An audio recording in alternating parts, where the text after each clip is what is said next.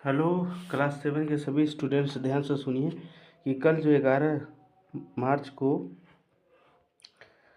आप लोग का एग्ज़ाम होने वाला है ना। उसमें एसएसटी यानी सामाजिक विज्ञान से जो इम्पोर्टेंट क्वेश्चन है, मुझे लगता है कि ये आ सकता है, उसको आप लोग ध्यान से देख लीजिए ना। इन प्रश्नों को आप लोग रिवीजन करके जाएंगे तो एग्जामिनेशन हॉल में अलग ही कॉन्फिडेंस मिलेगा।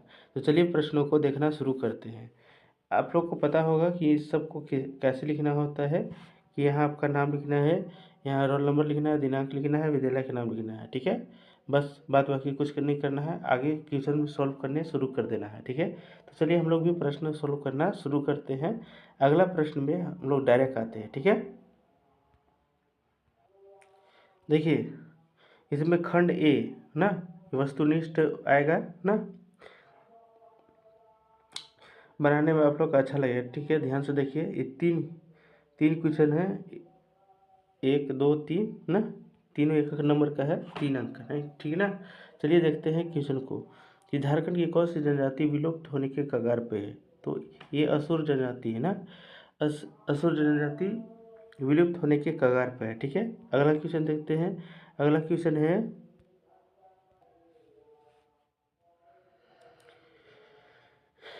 तो इसका सही उत्तर हो जाएगा क्या, रामानुजाचार्य ना। भक्ति परंपरा के प्रथम प्रचारक किसे माना जाता है रामानुजाचार्य का ना। झारखंड की क्षेत्रीय भाषाओं में ज़्यादा लिखित साहित्य किस में मिलता है। तो इसका ऑप्शन में नागपुरी होना चाहिए ना, नागपुरी ना। तो नागपुरी इसका सही उत्तर हो जाएगा। ठीक है, ऑप्शन नंबर इसमें जो भी होगा आप लोग लगा लीजिएगा। अगला क्वेश्चन देखते हैं हम लोग।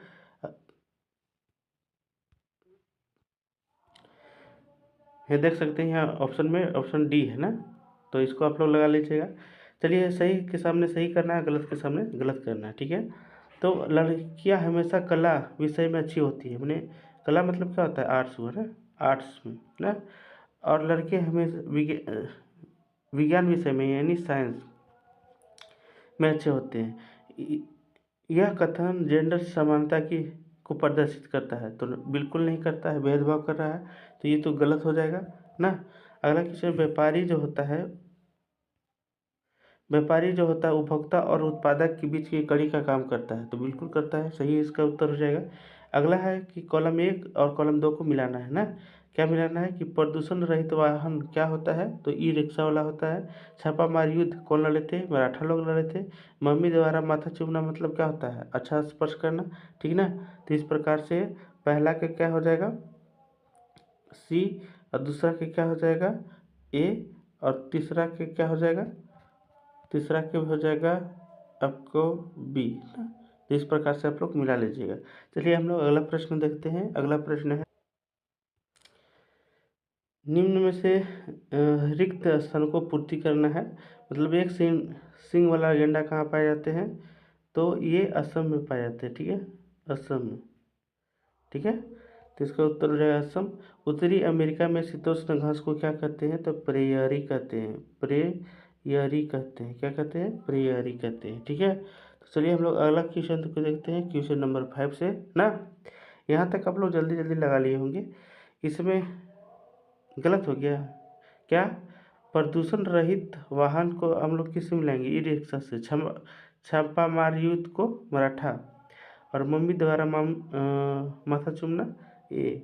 मैंने पहला का क्या है, सी, और दूसरा का क्या है, दूसरा के आपका ए, और तीसरा का क्या है, बी। यही तो हम भी लगाए थे ना।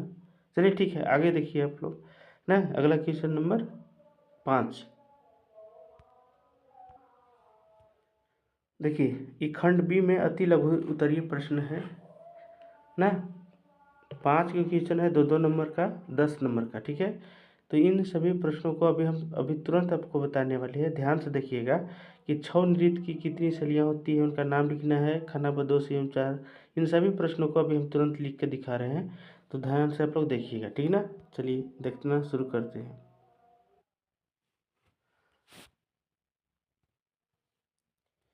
देखिए खंड बी में क्या है, अति लघु उत्तरीय प्रश्न। पहला क्वेश्चन था कि छौ नृत्य में कितनी शैलियाँ होती हैं, उनका नाम लिखना था। तो छौ नृत्य में 3 शैलियाँ होती है, कौन कौन, सरायकेला, छऊ, मयूरभंज छऊ और पुरुलिया छऊ ना। तो इस प्रकार से 3 प्रकार की शैलियाँ होती है, ठीक है। चलिए अगला क्वेश्चन देखते हैं। अगला क्वेश्चन है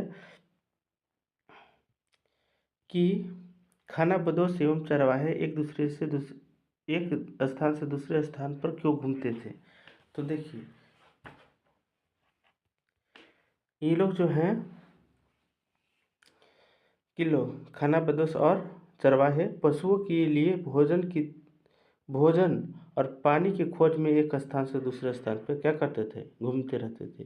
अगला क्वेश्चन 7 था कि जोहानसबर्ग किसके लिए प्रसिद्ध है। तो जोहानसबर्ग में गोल्ड यानी सोना के लिए प्रसिद्ध है, ठीक है। अगला प्रश्न हम लोग देखते हैं। अगला प्रश्न क्या है। अगला क्वेश्चन है कि रेगिस्तान कितने प्रकार के होते हैं। तो रेगिस्तान जो है 2 प्रकार के होते हैं। कौन कौन, गर्म रेगिस्तान और शीत रेगिस्तान, ठीक है ना।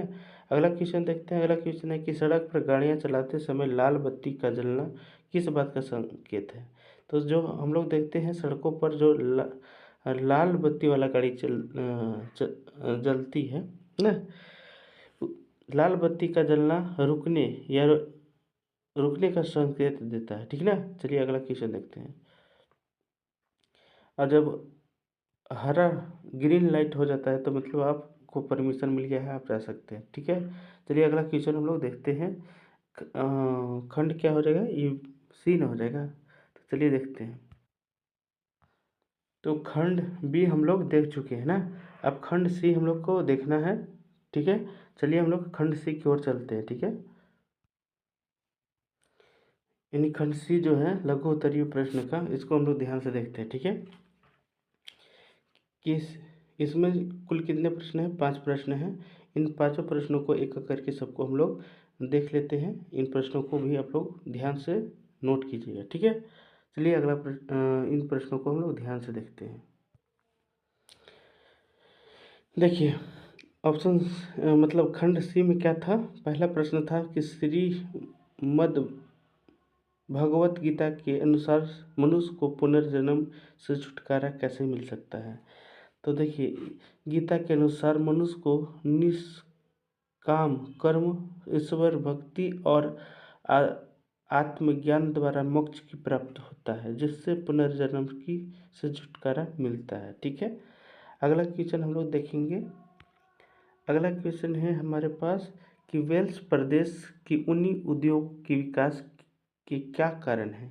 तो वेल्स में ठंडी जलवायु, भेड़ों की अधिकता, जल और परिवहन की सुविधा के कारण ऊनी उद्योगों का विकास हुआ है। अगला प्रश्न हम लोग देखेंगे। अगला प्रश्न है 12 नंबर की रेशम कीट पालन और कृषि में अंतर बताइए। तो रेशम कीट पालन में रेशम प्राप्त करने के लिए कीड़ों की पालन किया जाता है, जबकि कृषि में खेतों में फसलों उगाई जाती है ना।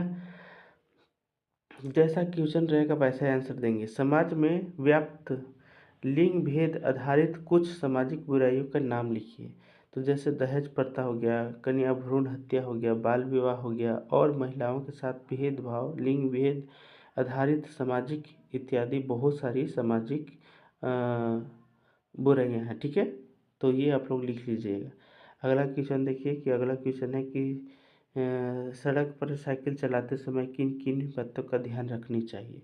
तो जब आप साइकिल चलाते हैं तो सड़क के बाईं ओर चलनी चाहिए, ट्रैफिक नियमों का पालन करनी चाहिए और हेलमेट भी पहन लेना चाहिए और साथ ही साथ हाथ से संकेत देना चाहिए जिधर आप टर्न करना चाहते हैं, ठीक है। अगला क्वेश्चन देखते हैं जो खंड डी में है, यानी दीर्घ उत्तरीय प्रश्न है। तो चलिए इसको भी हम लोग देख ही लेते हैं ना।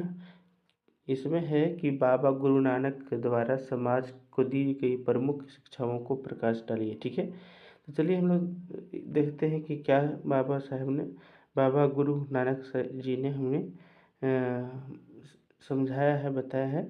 बाबा गुरु नानक ने समाज को अनेक महत्वपूर्ण शिक्षाएं दी हैं। उन्होंने सिखाया कि ईश्वर एक है और सभी मनुष्य समान हैं। उन्होंने जाति पाति, ऊंच नीच और अंधविश्वास का विरोध किया है। गुरु नानक ने ईमानदारी से मेहनत करने, दूसरों की सहायता करने और ईश्वर का नाम स्मरण करने की संदेश दिया है। उन्होंने प्रेम, भाईचारा और समानता का मार्ग दिखाया है। ठीक है, अगला क्वेश्चन देखते हैं कि आज विश्व समट सिमटता जा रहा है, इसकी व्याख्या करना है। तो देखिए, आज विज्ञान और तकनीकों के कारण दुनिया छोटी लगने लगी। इंटरनेट, मोबाइल, हवाई जहाज यात्रा और तेज संचार संसाधनों के कारण दूर दराज के देश भी आसानी से जुड़ गए हैं। लोग एक दूसरे से जल्दी संपर्क कर सकते हैं। व्यापार और जानकारी का आदान प्रदान तेजी से होता है। इसलिए कहा जाता है कि आज जो विश्व है नज़दीक होता जा रहा है, सिमटता जा रहा है। ठीक है, तो इस प्रकार से कुछ इम्पोर्टेंट क्वेश्चन का मॉडल आप दिया गया है। आप इन सभी प्रश्नों को 2 या 3 बार देख लेंगे तो यहाँ से कुछ आपको कॉन्फिडेंस आएगा। बाद बाकी एग्ज़ाम के लिए ऑल द बेस्ट। अच्छी तरह से एग्ज़ाम दीजिएगा ना। ठीक है।